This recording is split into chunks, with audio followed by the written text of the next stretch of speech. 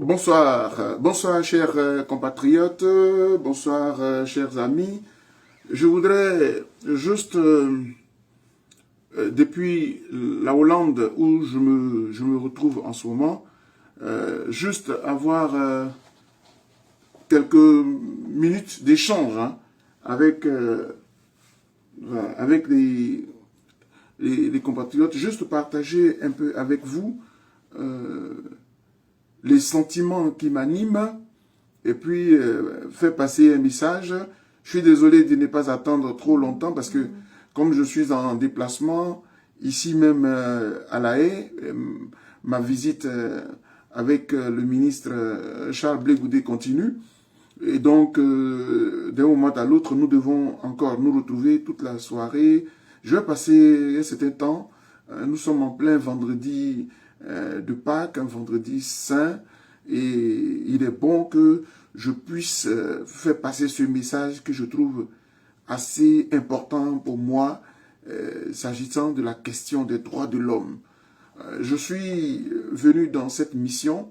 Je suis arrivé ici, en Hollande, pour rencontrer un frère, un compatriote, un Ivoirien, quelqu'un qui est un grand leader d'opinion, qui a joué un rôle important dans mon pays, dans notre pays, la Côte d'Ivoire, et qui s'est retrouvé par la force des choses devant les tribunaux internationaux, notamment la Cour pénale internationale, la plus grande cour, la plus grande juridiction internationale qui est chargée de juger les crimes les plus odieux, les plus cruels, les crimes de guerre, les crimes contre l'humanité.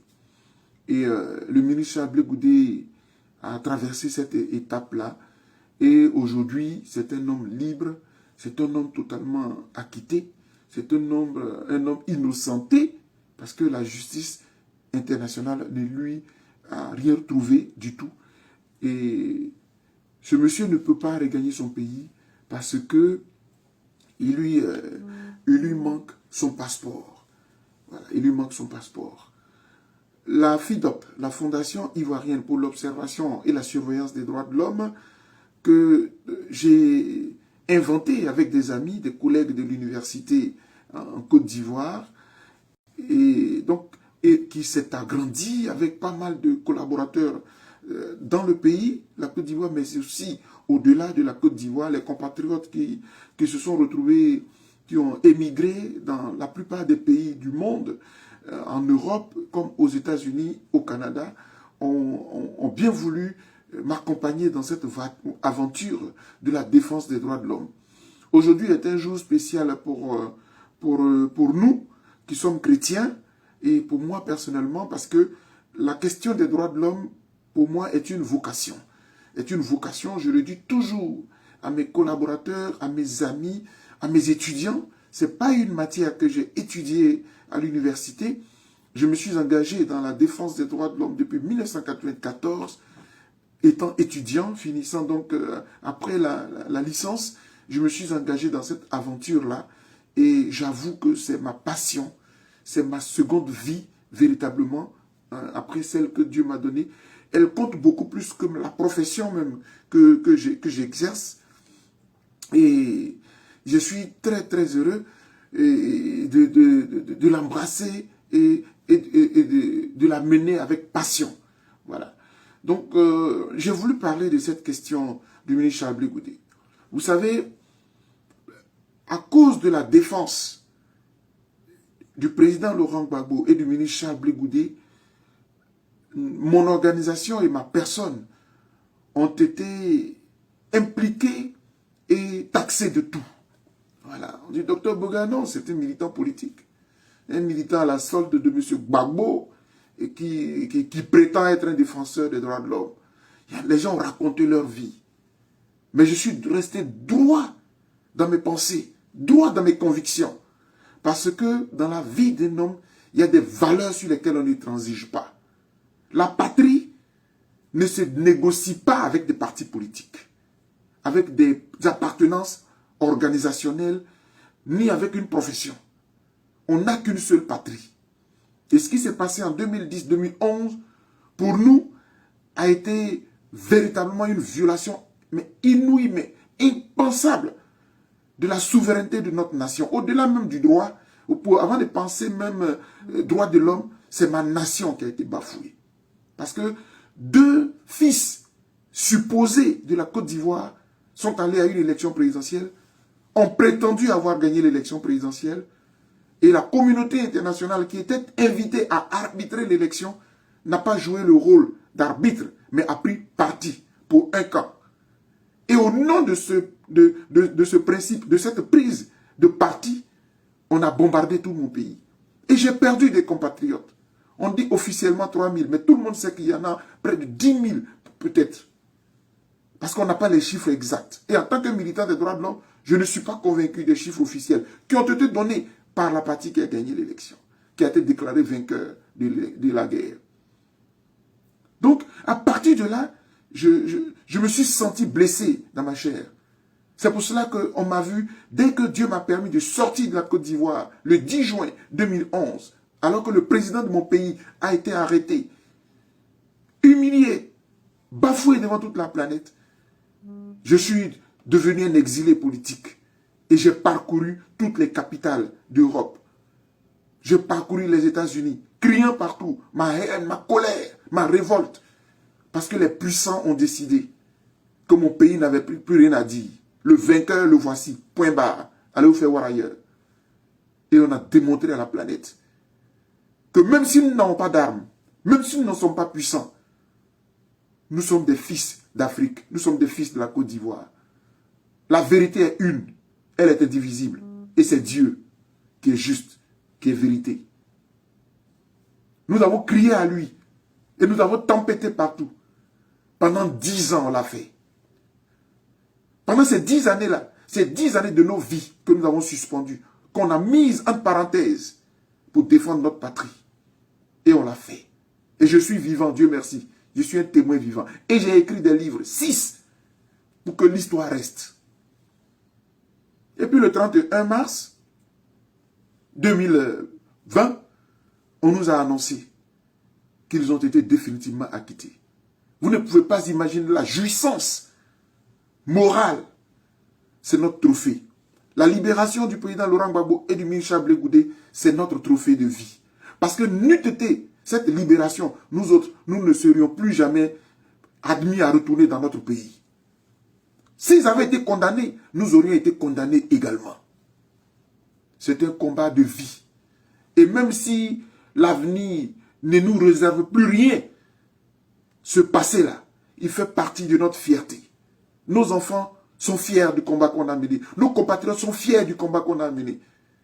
Quand il suffit de regarder le président Laurent Gbagbo, on est fiers parce qu'on se dit, il est parti, ils l'ont amené. Il pensait qu'il l'a amené à l'abattoir, comme il pensait amener Christ. Il est revenu. Belle victoire. Et ça, nous sommes fiers de cela. Mais le président Laurent Gbagbo ne peut pas retourner à Abidjan. Moi qui ai crié partout sur les médias, qui suis aujourd'hui sous contrôle judiciaire pour mes prises de position contre le pouvoir en place aujourd'hui, je suis admis à retourner dans mon pays. Mais tant que le ministre Chablé Goudé est dehors, c'est une histoire inachevée. C'est un combat inachevé. C'est pour cela, même étant retourné à Abidjan, ayant retrouvé ma fonction d'enseignant à l'université, Dieu merci, je continue d'élever la voix. Et je continue chaque fois que j'ai l'occasion et que le juge me permet de sortir de la Côte d'Ivoire sous contrôle, avec une périodicité bien calculée, bien chronométrée. Je trouve toujours l'occasion de venir à La Haye, voir. Parce que tant que le ministre Chablé Goudé ne retourne pas, notre mission est inachevée. C'est pour cela que je suis outré que le combat qu'on a mené avec fougue, avec force, on ne parle plus trop du retour de Chablé Goudé. On ne parle plus assez du retour du ministre Chablé Goudé. Et nous sommes quelques rares, même en Côte d'Ivoire. Ce n'est même plus pour le régime au pouvoir. Mais parler de Chablé Goudé, même dans notre propre sphère, des souverainistes, des patriotes d'hier, parler de Chablé Goudé devient un peu, voilà, comment dirais-je, devient un peu compliqué. Parce qu'il y en a qui l'ont vomi dans notre propre camp. Qui l'eût cru? Et souvent, quand on est là, je revois encore mon pays, où il y a 10 ans, tout était à terre. Le pouvoir à terre. Et il y a eu des jeunes qui se sont élevés. On essaie d'où ils sont sortis. Qui ont créé un mouvement dit patriotique. Et qui ont élevé la voix. Et qui ont drainé des foules. Pour que la patrie reste debout. Pour que la Côte d'Ivoire ne sombre pas. Même si on ne les décore pas. Même si on ne leur donne pas de galon. Au moins reconnaissons devant l'histoire qu'ils ont sauvé la patrie.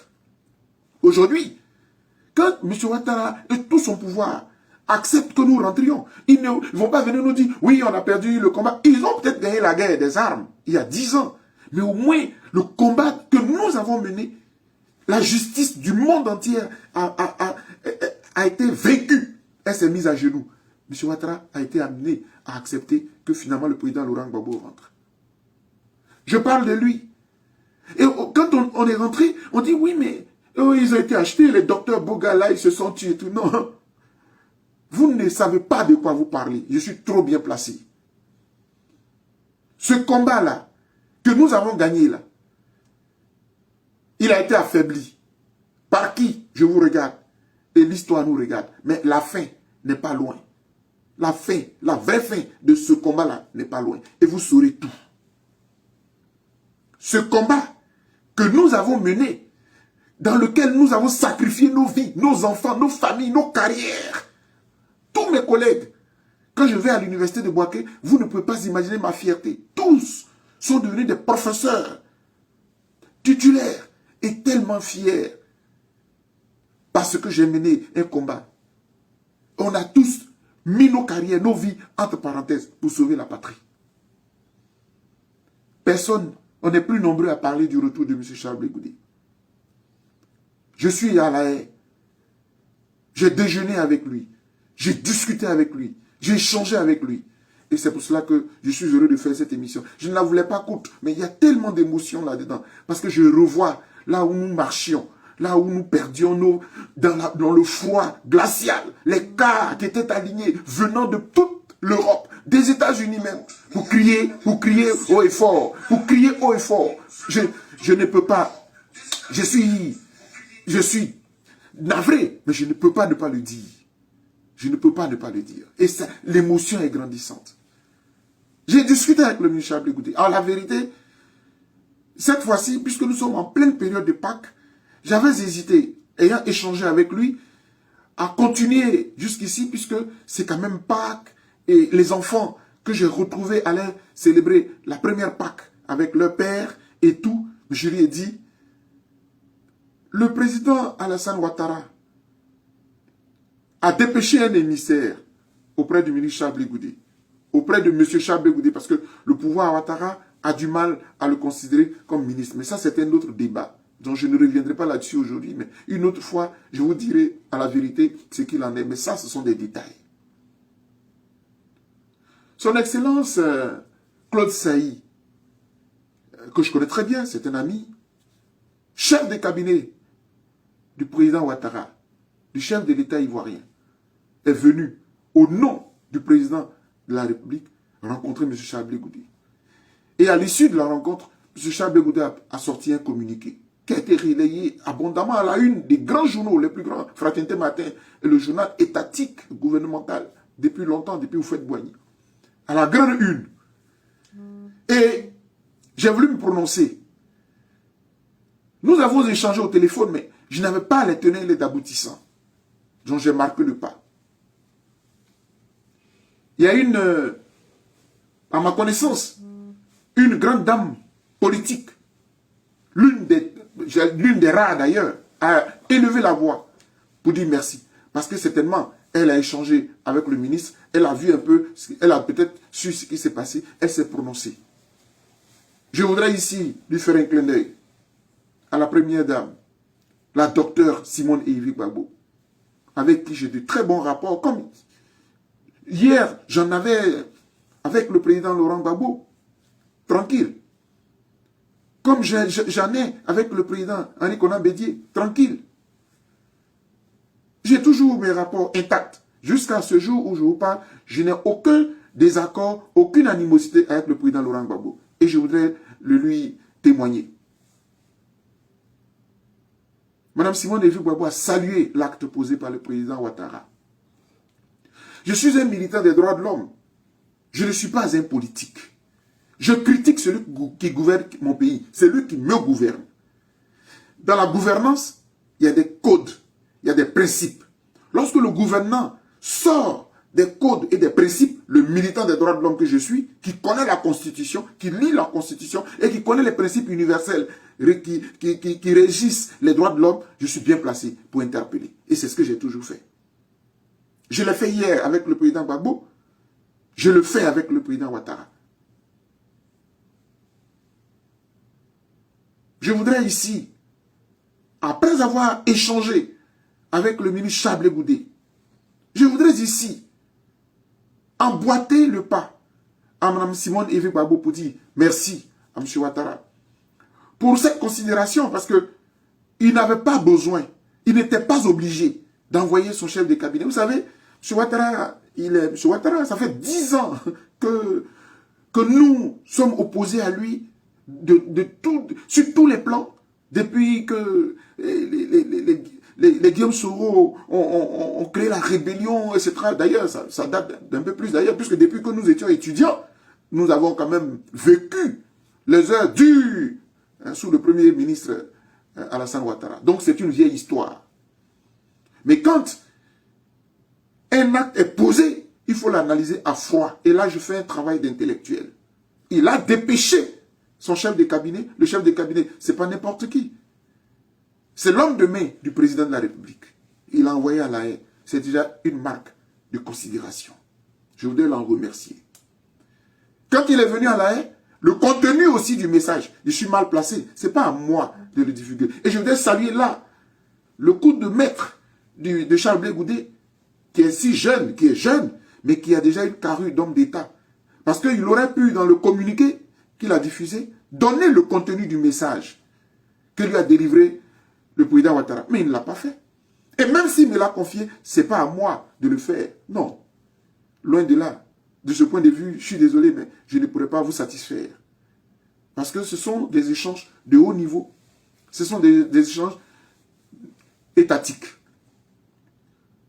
Mais la seule chose que je puis dire en remerciant et en félicitant M. Ouattara d'avoir envoyé son émissaire à La Haye ici, rencontrer le ministre Chablé Goudé, c'est de dire que loin de nous l'idée de brouiller la démarche qui est en cours. Parce que j'ouvre une parenthèse pour que ceux qui me suivent et ceux qui vont suivre cette vidéo qui sera brève, parce que nous sommes en période cruciale pour nous, les chrétiens catholiques, je voudrais dire que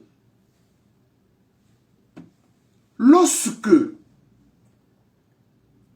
un acte est posé, lorsque le président au pouvoir en Côte d'Ivoire, nous le critiquons dans tous les sens. Mais lorsqu'il pose un acte, les gens ne veulent pas qu'on l'apprécie et pourtant je vais dire, on dit, mais pourquoi le remercier? C'est un droit, non? Oui, c'est notre droit d'être dans notre pays. Mais on était dehors. Parce que lui, il est au pouvoir, il dit on ne rentre pas. C'est-à-dire que, il faut, c'est pour ça que souvent, en tant qu'enseignant, nous sommes obligés de procéder par la pédagogie. Personne ne peut nous apprendre aujourd'hui comment mener une lutte. Parce qu'on l'a fait pendant 10 ans. Et les résultats sont là. Les résultats sont là. Le président Gbagbo vient de Guiglo, vient de Diokwe. Le résultat est là. Les juges, les avocats ont fait leur travail. Mais les Ivoiriens patriotes ont fait le leur. Ils ont démontré à la planète. Et je dis à tout le monde que l'acquittement là, la libération du président Laurent Gbagbo là, il ne faut pas la voir comme étant le trophée des trophées. Non, c'est son image qui a été écornée là. Celui qu'on a considéré comme le criminel des criminels là. Il fallait enlever cela dans l'esprit du monde entier. C'est le travail que les patriotes et les souverainistes ont réussi à travers la planète. C'est ça que nous avons réussi. Au-delà même de l'acquittement judiciaire là. C'est l'image là qu'on a essayé de restaurer. Pour que cet homme, qui a été un grand homme, et qui reste un grand homme, pour notre pays et pour notre continent reste grand à vie. C'est ce qu'on a fait. Et on n'a pas besoin même qu'on nous donne des galons. Donc les gens peuvent insulter, mais nous on sait ce qu'on a fait. C'est entre Dieu et nous. Tout acte qu'on pose, tant qu'on le pose sans attendre des dividendes, des bénéfices, des trophées, des postes, c'est Dieu qui bénit. Et c'est ce qu'on a fait. Généreusement, de façon altruiste. Nous avons des droits. M. Ouattara est au pouvoir.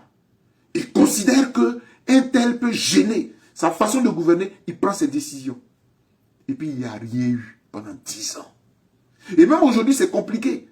Parce que l'opposition s'est émiettée encore avec le retour de notre président. Et c'est ça qui constitue nos prises de position et la mienne. Parce qu'au lieu de consolider les acquis, on a émietté nos forces. On les a dispersées. On se combat entre nous. On se divise. On se fait la guerre. On épargne celui contre qui on s'est battu pendant 10 ans. Et c'est entre nous-mêmes. Blé Goudé est devenu paria. Simone Gbagbo est devenu paria. Affi N'Guessan est paria. Bon, on est dedans. Mais tout ça, c'est bon pour les politiques. Je ne suis qu'un militant des droits de l'homme. C'est pour cela que j'ai bien dit, je démissionne. La mission de leur retour, là, pour moi, là, je l'ai défendue, bec et ongle. Elle a été assumée, elle a été accomplie. Ma mission s'arrête là. Je continue mon combat pour les droits de l'homme. Et ce qui m'amène ici aujourd'hui, c'est le combat des droits de l'homme. J'ai participé au dialogue politique. J'en remercie le Premier ministre, Patrick Hachi, qui l'a dirigé, qui l'a contrôlé. J'ai participé au nom de mon organisation, la FIDOP. Nous avons demandé que ce qui fait qu'il y a des crises en Côte d'Ivoire, on essaie de les régler pour qu'il n'y ait plus de guerre. Il y a une élection qui arrive en 2023. Il y a les régionales, il y a les municipales, mais surtout en 2025, une autre élection va encore arriver. Est-ce que M. Ouattara va être encore candidat? Est-ce que M. Gbagbo va dire qu'il est candidat? Est-ce que M. Bédé va dire qu'il est candidat? Est-ce que la CEI va toujours... Et puis, est-ce qu'on va recommencer? C'est ça qu'il faut éviter. Si vous voyez qu'aujourd'hui, on commence à élever la voix, n'attendons pas 2025 avant de parler. Parlons maintenant pour que ça n'arrive plus en 2025. C'est ce que j'essaie de faire. Mais M. Charles Blé Goudé doit parler aussi. Il faut qu'il retourne dans son pays. Parce qu'il n'a même plus de raison d'être ici. Regardez aujourd'hui ce que nous avons fait. Dès que je suis arrivé, il m'a accueilli. On est allé à la CPI. On est allé toujours au tribunal pour qu'il émarge. Pour qu'il émarge. Quelqu'un qui est libre, pourquoi doit-il encore aller au tribunal pour émarger? Et quand vous parlez, quand vous discutez avec le pouvoir pour que toutes ces conditions-là soient réunies, on dit oui, ils se sont couchés, ils ont abandonné le combat. Mais comment? Mais je n'ai pas envie, dans cette vidéo que j'ai voulu faire depuis la haine, rentrer dans des considérations. Mais vous savez, le moment vient où nous pourrons parler. Parce que les gens crient trop à la va-vite. Trahison, trahison, trahison. Nous sommes dans le pays. Nous sommes dans le pays, on s'est battu pendant 10 ans. Et même vers la fin de notre combat, on a dit, oh, voici le troisième mandat. On a pris... Mais le combat du troisième mandat, il est mort. Moi-même, je ne veux même plus en parler. Parce que depuis le jour où l'opposition a participé aux législatives et que l'opposition est au Parlement de Côte d'Ivoire, il n'y a plus de combat de troisième mandat. Le débat est clos. Parce que être au Parlement, c'est participer à la vie politique, sociale du pouvoir. C'est le pouvoir là, Ouattara, qui paye tous les députés. Donc arrêtons de chercher les traites où il n'y en a pas. Il y a longtemps, ce combat est dépassé. Il y a longtemps, on dit oui, il y a quelqu'un qui m'a dit là, oui mais docteur, vous disiez qu'il n'était pas président de la République, maintenant vous l'appelez président de la République. Il dit, ah, celui qui était le président de mon pays, qu'on a arrêté, on a envoyé à la CPI là, lorsqu'il est rentré là, il est allé au palais présidentiel. Il a été reçu par le président de la République, Alassane Ouattara. À partir de là, ne me donnez plus de leçons. Parce que je ne veux plus rentrer dans ces considérations-là. Je veux qu'on aille de l'avant. Le ministre Blé Goudé doit rentrer dans son pays. C'est pour cela que je voudrais, ici, saluer la démarche du président Ouattara. Je le dis très solennellement, remercier la démarche qu'il a entreprise. Le fait d'avoir envoyé son chef de cabinet est rassurant pour les Ivoiriens. Le mardi qui arrive, il va s'adresser à la nation, au peuple de Côte d'Ivoire à travers les deux chambres, le Parlement et le Sénat, réunis en congrès pratiquement à Yamoussoukro. Je voudrais qu'ils prennent les décisions qui sont les meilleures pour mon pays, pour la Côte d'Ivoire. Je voudrais qu'il annonce de bonnes nouvelles pour la paix dans mon pays. Je voudrais qu'il annonce des nouvelles qui vont impacter la paix et la quiétude. Parce que c'est de ça que nous avons parlé au dialogue politique. Le retour de M. Charles Blé Goudé là, j'ai été de ceux qui en ont parlé au dialogue politique, dans la société civile. J'ai été l'un des tout premiers à en faire un combat, parce que ce n'est pas juste. Parce que ce n'est pas normal. Et j'ai élevé la voix. Et je prie Dieu, aujourd'hui, ce vendredi saint, que cela aboutisse. Pour le bonheur de mon pays, pour la paix dans mon pays.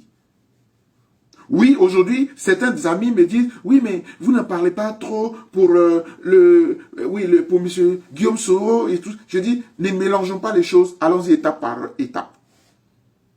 Le combat du président Gbagbo est terminé au niveau judiciaire, à la Cour pénale internationale. C'est pareil pour Charles Blé Goudé, il faut qu'il rentre. Ça, c'est un fait. Quand on finit avec cette étape, naturellement, qu'au nom de la paix, la question du Guillaume Soro adviendra. Mais allons-y étape par étape. Parce que de toute façon, s'ils ont été déportés à la CPI et autres, c'est parce que les Guillaume Soro et tout cela l'ont voulu. Donc, ne mélangeons pas les choses, allons-y étape par étape. Moi-même, j'étais en exil. Et c'est en exil que j'ai rencontré Guillaume Soro, à sa demande. Allons-y étape par étape. On a trop souffert. Mais regardons l'avenir de la Côte d'Ivoire. Regardons l'avenir de notre patrie. Ce que je voudrais dire, en terminant cette vidéo, c'est que par l'envoi de son chef de cabinet à la CPI, rencontrer, pas à la CPI, mais à la Haye, rencontrer le Michel Blé Goudé, par l'annonce qui a été faite, toute la nation en attend beaucoup. Aujourd'hui, après avoir échangé avec le Michel Blé Goudé, j'ai pu dire que chaque jour qui passe, nous comptons les jours pour qu'il obtienne son passeport et que surtout, la République lui ouvre les portes du retour au pays. Comme elle l'a fait pour le président Laurent Gbagbo, comme elle l'a fait avant lui-même pour ses collaborateurs qui étaient au Ghana et tout, comme elle l'a fait pour moi aussi, et comme elle devra le faire pour tous ceux qui sont au Ghana, au Bénin, au Togo, tous ceux qui sont encore exilés. On en a parlé au dialogue politique, au nom de la paix. J'ose espérer, et je pars confiant, je pars réconforté, que ce n'est qu'une question de jour. Mais en même temps, je voudrais aller plus loin pour dire à mes compatriotes, on a un pays à bâtir. Dans la vie, il y a des combats. Il faut les mener avec conviction. Et il ne faut jamais changer de conviction. Heureusement que Dieu est vivant. Et heureusement que nous sommes tous vivants. Tous ceux qui sont tapis dans leur maison, dans leur chambre, et qui voient les traîtres partout, je veux vous dire, calmez-vous. Vous découvrirez les traîtres très bientôt. Parce que nous sommes vivants. Parce que nous savons ce que nous faisons. Je l'ai dit hier et je le dis aujourd'hui encore, avec la grâce de Dieu. Il y a des gens qu'on ne peut pas acheter. Parce qu'ils ne sont pas vendables. Il y en a qu'on ne peut pas acheter. Je dis, si le président Laurent Gbagbo ne m'a pas acheté, moi, Dr Boga, je ne vois pas qui peut m'acheter. Parce que lui, il m'aurait acheté de façon valable, assez cher. Puisqu'il était souverainiste, je l'étais. Il était, si vous voulez, il met la Côte d'Ivoire à sa conviction dans une vision, en défendant les institutions. C'est ce que j'ai fait toute ma vie. Donc, je suis très à l'aise. Mais il ne m'a pas acheté. Parce que je ne suis pas à vendre. Hein. Il ne m'a pas acheté. Si le président Gbagbo ne m'a pas acheté, ce n'est pas quelqu'un d'autre qui va m'acheter. Parce que je suis un homme de conviction et de valeurs. Et dans la Côte d'Ivoire, il y en a. Et je connais le ministre Blé Goudé. C'est un fils digne de la patrie. Ce qu'il a fait pour mon pays, pour ma patrie, je ne crois pas qu'il soit nombreux à pouvoir le faire. Je me rappelle encore, il y a 18 ans, en 2004, lorsque ce garçon apparaissait comme ça à la télévision pour dire « Arrêtez de manger, levez-vous » Et puis toute une nation s'est levée. On peut tout dire, mais les faits sont les faits. Et ce sont les faits accumulés qui font l'histoire d'une nation. Le président Laurent Gbagbo fait partie de l'histoire de notre nation. Mais Charles Blé Goudé, vous ne pouvez pas l'extraire de l'histoire de notre nation. Parce qu'il constitue de ceux qui ont bâti notre nation. Et tout ce qu'on leur a reproché, la justice les a blanchis. Nous devions être nombreux à plaider, à discuter avec le pouvoir pour qu'on lui facilite son retour, pour que nous puissions regarder vers l'avenir. Je veux rendre hommage à ce garçon pour ce qu'il a fait pour la patrie. Mais je veux saluer aujourd'hui encore l'acte qu'a posé M. Ouattara, parce qu'il est temps. Il est temps, M. Ouattara, qu'on tourne la page de 2010-2011. Et je plaide encore aujourd'hui pour que tous les prisonniers qui sont liés à cette période-là sortent des prisons, pour que la Côte d'Ivoire aille de l'avant. Monsieur le président Ouattara, je l'ai dit au président Bédié quand il m'a reçu, je l'ai dit, le président Gbagbo le sait, puisque je l'ai défendu. La Côte d'Ivoire de demain doit arriver. Vous êtes des aînés, vous êtes des dévanciers. Depuis Oufouette, vous avez appris auprès de lui, vous avez fait votre temps. Offrez-nous, laissez à notre nation une Côte d'Ivoire réconciliée et soudée, avec tous ses fils au complet. Comme Christ qui compte, un bon berger qui compte son bétail pour voir si tout est au complet, avant que vous ne puissiez rentrer dans l'histoire. Que Dieu, qui m'a permis de faire ce déplacement jusqu'à La Haye, cette tournée européenne qui prend fin officiellement aujourd'hui, je voudrais qu'il nous bénisse. Que la résurrection de Christ nous apporte la paix du cœur. Que la résurrection de Christ nous apporte aussi la tolérance. On est trop méchant envers nous-mêmes. L'homme est trop méchant. L'homme est trop ingrat. Et je salue encore une fois la première dame, Simone Evi Gbagbo, parce qu'elle suit ce dossier de bout en bout. Charles Blé Goudé me l'a dit. Et je ne suis pas surpris. Parce que nous continuons de réfléchir avec elle. Quoique de la société civile, je discute avec les aînés pour que nous puissions voir comment est-ce que la Côte d'Ivoire peut aller très loin. C'est une question de transition. C'est une question de passerelle d'une génération à une autre pour la patrie. Tout n'est pas de lutter pour de glaner des postes. Non. Regardons l'avenir de la Côte d'Ivoire. Que Dieu nous bénisse. Que la résurrection, la souffrance du Christ soit notre propre souffrance pour que nous puissions renaître des Ivoiriens nouveaux, des Ivoiriens qui s'aiment et des Ivoiriens qui regardent l'avenir. Que Dieu vous bénisse, que Dieu nous bénisse et que Charles Blé Goudé regagne la Côte d'Ivoire dans les prochains jours. C'est la Côte d'Ivoire qui va gagner. C'est l'Afrique qui va gagner parce que c'est un digne fils de la Côte d'Ivoire et de l'Afrique. Et j'ai dit merci.